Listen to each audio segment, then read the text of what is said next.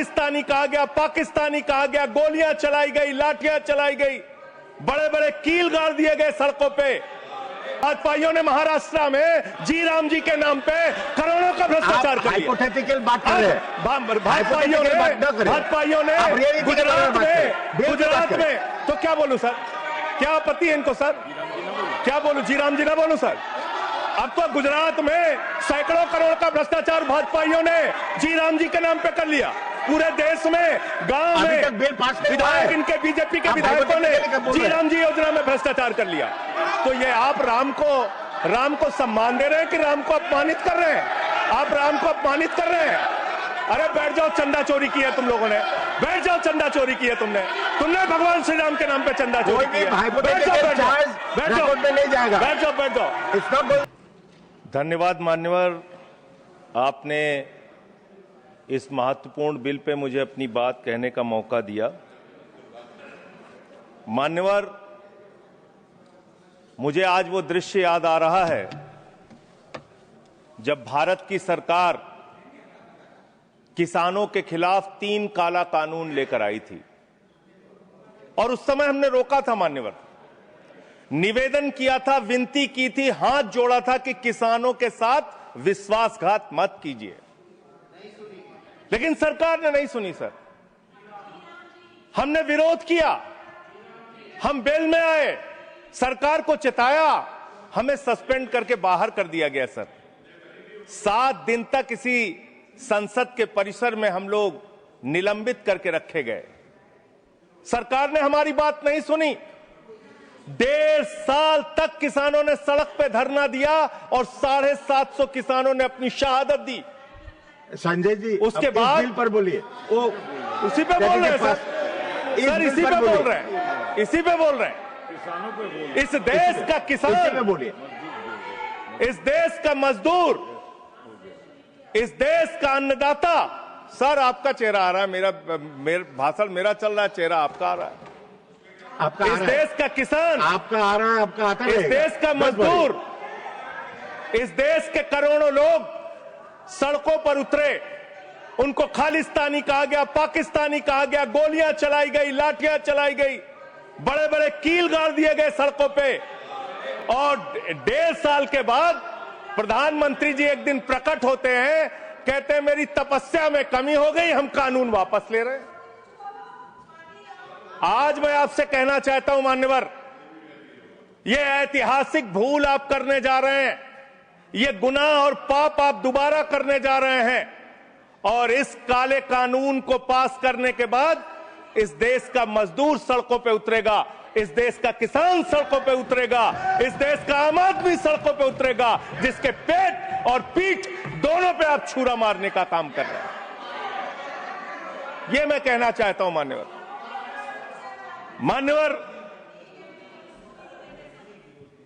मान्यवर, यह बिल किस मंशा और उद्देश्य के तहत लाया गया है? इस बिल को आपने कह दिया जी राम जी बिल है, जी राम जी बिल है। भगवान श्री राम का नाम लेके कितना गुनाह आप अपना छिपाना चाहते हैं, कितना गुनाह छिपाना चाहते हैं? राष्ट्रपिता महात्मा गांधी से आपको क्या समस्या है मान्यवर? अरे वो राष्ट्रपिता महात्मा गांधी इतने महान है, इतने महान है, इतने महान है कि दुनिया के 80 देशों में उनकी प्रतिमा लगी हुई है मान्यवर, 80 देशों में। और जब G20 का सम्मेलन हुआ, दुनिया के तमाम राष्ट्राध्यक्ष आए, दुनिया के तमाम प्रधानमंत्री और राष्ट्रपति आए, तो भारत के प्रधानमंत्री को मजबूर होकर उसी राजघाट पर महात्मा गांधी के सामने सर झुकाना पड़ा। वो गोलवरकर की समाधि पे नहीं गए, गांधी की समाधि पे गए। वो गोडसे की समाधि पे नहीं गए, गांधी की समाधि पे गए। मान्यवर, राष्ट्रपिता महात्मा गांधी जो राम राज्य की कल्पना करते थे, राष्ट्रपिता महात्मा गांधी जो रघुपति राघव राजा राम का पाठ करते थे, राष्ट्रपिता महात्मा गांधी जो भगवान श्री राम के सच्चे भक्त थे। और याद रखिएगा मान्यवर, इस सरकार को आपके माध्यम से कहना चाहता हूं, भगवान को अपने भक्त से बहुत प्यार होता है। आज भगवान श्री राम आपको श्राप दे रहे होंगे कि तुम हमारे भक्त को अपमानित कर रहे हो, तुम अपने भक्त को, तुम हमारे भक्त को अपमानित कर रहे हो। भगवान श्री राम आपको जरूर श्राप दे रहे होंगे मान्यवर। मैं शिवराज सिंह जी चौहान कृषि मंत्री जी को अटल जी के एक घटना से याद दिलाना चाहता हूं, राम के नाम का महत्व। एक उनके प्रतिद्वंदी ने बयान दिया मान्यवर, राजनीतिक प्रतिद्वंदी ने। उस प्रतिद्वंदी ने कहा, अगर अटल जी को पूजा करनी है तो मेरी पूजा क्यों नहीं करते, मेरे नाम में भी राम लिखा हुआ है। अटल जी ने उसको जवाब दिया, राम हमारे लिए मर्यादा के प्रतीक हैं, राम हमारे लिए आदर्श हैं, राम हमारे लिए आराध्य हैं, राम हमारे लिए देवतुल्य हैं। अरे राम वो हैं जो पिता का वचन निभाने के लिए 14 वर्ष तक वनवास में रहे। राम वो हैं जिसने लंका का नाश किया। और राम चरित्र का नाम है, राम मर्यादा का नाम है, राम आदर्श का नाम है। राम के नाम में चरित्र होना चाहिए, वरना तो हराम में भी राम लिखा हुआ है, वरना तो हराम में भी राम लिखा हुआ है। इसलिए राम का नाम लगा लेने मात्र से आपके गुनाह नहीं छिप जाएंगे। सुखराम नाम था ना मान्यवर, बेड के नीचे रुपया मिला था, बेड के नीचे रुपया मिला था। और मैं सोच रहा था कि जब क्या इस जी राम जी योजना से आप भगवान श्री राम का सम्मान कर रहे हैं या अपमान कर रहे हैं? आप भगवान श्री राम का सम्मान कर रहे हैं या उनको गली मोहल्ले गांवों में बदनाम कर रहे हैं? मैं पढ़ रहा था, एक खबर मिली, राजस्थान में मनरेगा योजना में 200 करोड़ का भ्रष्टाचार। मैंने पढ़ा गुजरात में 500 करोड़ रुपए का भ्रष्टाचार। ये सारे कागजात हैं। मैंने पढ़ा उत्तर प्रदेश में मनरेगा योजना में मजदूरों के नाम पे हजारों करोड़ का भ्रष्टाचार। हरियाणा में मान्य हजारों करोड़ का भ्रष्टाचार। सर योजना पे बोल रहा हूँ, सर योजना पे बोल रहा हूँ। सारा कागज चाहिए आपको, इनके भ्रष्टाचार का कागज चाहिए सर दे दूंगा, इनको दे दूंगा। लेकिन अब मैं सोच रहा था कि अब अगर चर्चा होगी तो क्या चर्चा होगी, लोग क्या कहेंगे? अरे भाजपाइयों ने जी राम जी योजना के तहत 1000 करोड़ का भ्रष्टाचार यूपी में कर लिया। अरे भाजपाइयों ने हरियाणा में 500 करोड़ रुपए का भ्रष्टाचार जी राम जी में कर लिया। अरे भाजपाइयों ने महाराष्ट्र में जी राम जी के नाम पे करोड़ों का भ्रष्टाचार कर लिया। हाइपोथेटिकल बात कर रहे हैं। भाजपाइयों ने गुजरात में तो क्या बोलूं सर, क्या आपत्ति है इनको सर? क्या बोलूं, जी राम जी ना बोलूं सर? अब तो गुजरात में सैकड़ों करोड़ का भ्रष्टाचार भाजपाइयों ने जी राम जी के नाम पे कर लिया। पूरे देश में गांव में बिल पास नहीं हुआ है। विधायक इनके बीजेपी के विधायकों ने जी राम जी योजना में भ्रष्टाचार कर लिया। तो ये आप राम को सम्मान दे रहे हैं कि राम को अपमानित कर रहे हैं? आप राम को अपमानित कर रहे हैं। अरे बैठ जाओ, चंदा चोरी की है तुम लोगों ने, बैठ जाओ, चंदा चोरी की है तुमने भगवान श्री राम के नाम पे चंदा चोरी की है। बैठ जाओ, बैठ जाओ। इनका ध्यान लूटखोरी और भ्रष्टाचार में लगा हुआ है। इस कानून में क्या लिखा हुआ है मान्यवर? इस कानून में लिखा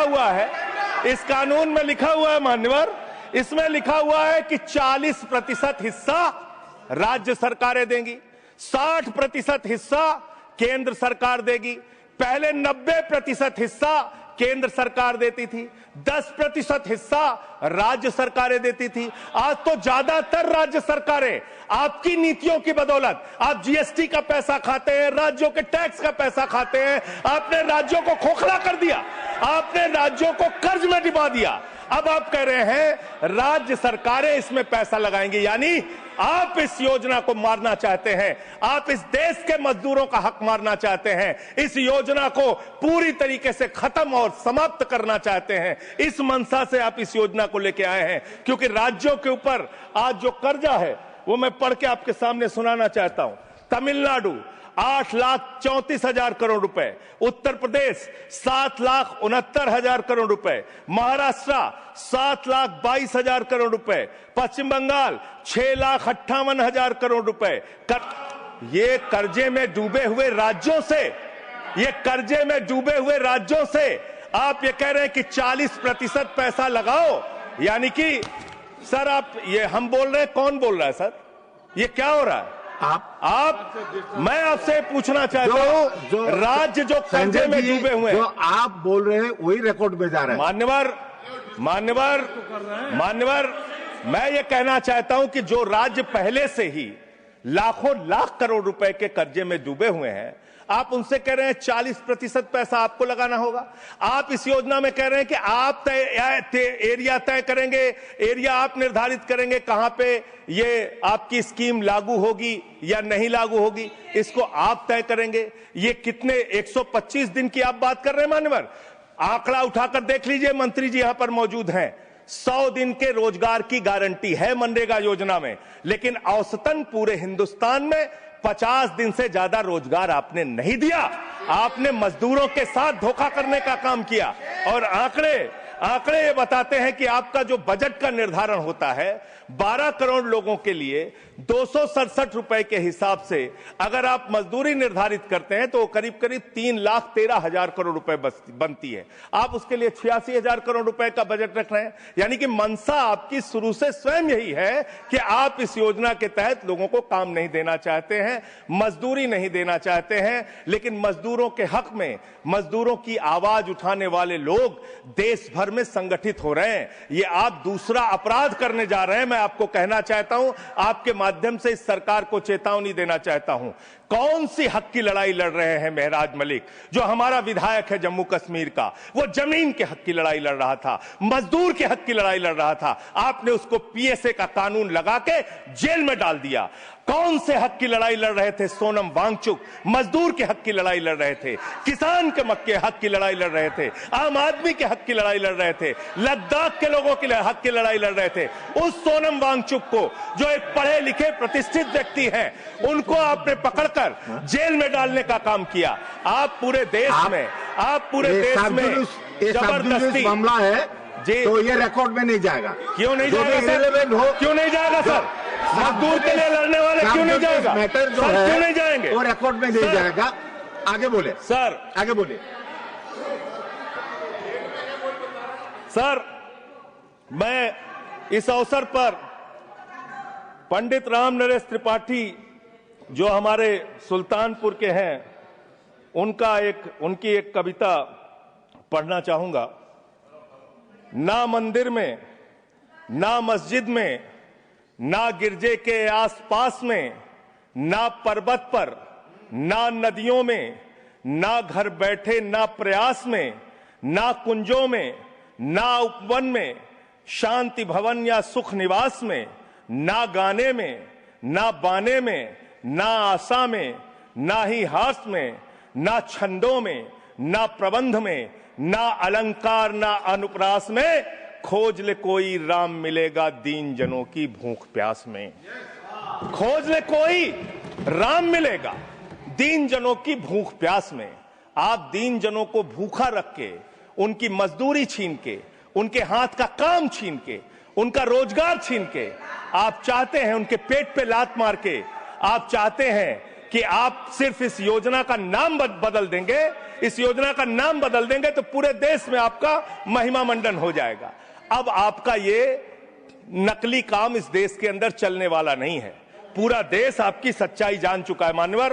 पिछले दिनों मैंने पदयात्रा शुरू की थी अयोध्या से लेकर सरयू से संगम तक।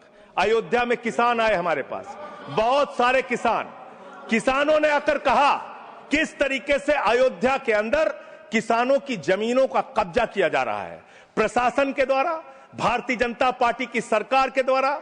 वहां पर किसानों के ऊपर लाठियां चला के, गोलियां चला के, बुलडोज करके उनकी जमीनें औने पौने दामों में ली जा रही है। मान्यवर, औने पौने दामों में उनकी जमीनें ली जा रही हैं। और वो जमीनें मान्यवर वो जमीनें जो ली जा रही हैं किसानों से, वो जमीनें बड़े बड़े बिल्डर को बेची जा रही हैं, किसानों से 5 लाख रुपए बिस्वा जमीन ली गई अयोध्या में। अरे सुनो ध्यान से, किसानों से 5 लाख रुपए बिस्वा अयोध्या में जमीन ली गई और लोढ़ा ब्रदर्स ने उसी जमीन को प्लाटिंग करके 1,80,00,000 रुपए में बेचा। आप धंधा कर रहे हैं प्रभु श्री राम के नाम पे, आप धंधा कर रहे हैं, अयोध्या के लोगों को लूटने का काम कर रहे हैं, अयोध्या के किसानों को लूटने का काम कर रहे हैं। इसीलिए अयोध्या के लोगों ने आपको हराया, इसीलिए अयोध्या के लोगों ने आपको हराया। और यही आपका चरित्र रहेगा तो पूरे देश में जनता आपको जवाब देगी, जनता आपको हराने का काम करेगी। ये मजदूरों का हक मारने का काम जो आप कर रहे हैं, इसको बंद कीजिए। मानवर, मैं अंतिम बात कहना चाहता हूं, मानवर बोले, जब ये मनरेगा योजना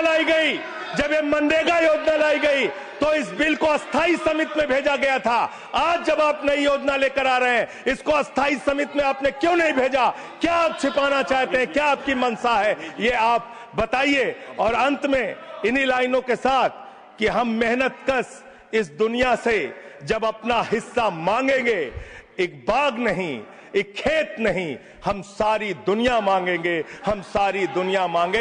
इस देश का मजदूर आपके खिलाफ खड़ा होगा, अपनी आवाज को बुलंद करेगा। इंकलाब जिंदाबाद, वंदे मातरम, जय श्री राम, जय श्री राम। कोई श्री राम का नाम नहीं लिया। एस निरंजन। नमस्कार दोस्तों, मैं हूं हरीश कुमार और आप देख रहे हैं जमुई जागरण में आपका एक बार फिर से हार्दिक स्वागत है। तो दोस्तों देखिए सदन में किस तरह संजय सिंह बीजेपी वालों को धोता है, हर एक सवाल का जवाब देता है, वो सवाल भी करता है, सवाल भी ऐसा करता है जिससे आपको सुन के होश उड़ जाएंगे। आप देखते रह जाएंगे कि क्या सवाल किया है, क्या ये सवाल सही किया है या गलत किया है, क्या संजय सिंह सही बोल रहे हैं या गलत बोल रहे हैं, क्या संजय सिंह के सवाल का जवाब बीजेपी वालों को देना चाहिए या नहीं देना चाहिए, क्या संजय सिंह सही है या फिर बीजेपी वाले सही हैं, दोनों में से कौन सही है। आप पूरा वीडियो देखे हैं, देख के कमेंट में जरूर बताइए। और हाँ, चैनल पे नए हैं तो कृपया चैनल को सब्सक्राइब भी कर लीजिए और हाँ, बेल आइकन को भी दबाना मत भूलिए, ताकि इस तरह का वीडियो हम आपके लिए हर रोज लाते रहेंगे। तो चलिए शुरू से शुरू करते हैं। महाराष्ट्र में संजय सिंह का कहना है कि महाराष्ट्र में बीजेपी वालों ने राम जी के नाम पे चंदा इकट्ठा किया, अब वो सारा पैसा हजम कर गया, यानी कि चोरी कर गया, सब अपने में बांट लिए, वो पैसा कहीं नहीं गया।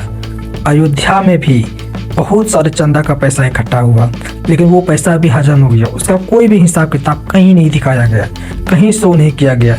चंदा के नाम पे राम जी से चंदा के नाम पे बहुत सारे घोटाला हुआ, जिसका जिक्र बीजेपी वालों कहीं नहीं करता है, कहीं उसका हिसाब नहीं देता है। राम जी के नाम पे इतना चंदा इकट्ठा हो गया, देश विदेश हर जगह से आए, हर हिंदू हर जाति के लोग ने सब आगे जाके राम जी के नाम पे चंदा दिया।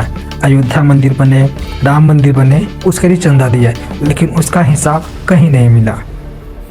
संजय सिंह का दूसरा आरोप है कि किसान जब दिल्ली में जाके धरना दिए थे, दिल्ली में जाके अपने मांग को रखे थे, तो इन भाजपाइयों ने उन्हें पाकिस्तानी, खिलिस्तानी कह के देश विरोधी तक साबित कर दिया था। और हाँ, ये दिल्ली ना पहुंच सके इसलिए रोड पे किले भी गाड़ दिया था। किसानों को इतना तबाह किए, और ये किसानों के हित के बारे में बात करते हैं किसानों के शुभचिंतक हैं, किसानों के बारे में सोचते हैं, ये सोचते कुछ नहीं है, सिर्फ ये जुमलेबाजी करते हैं। ये हमारे संजय सिंह जी के कहना है।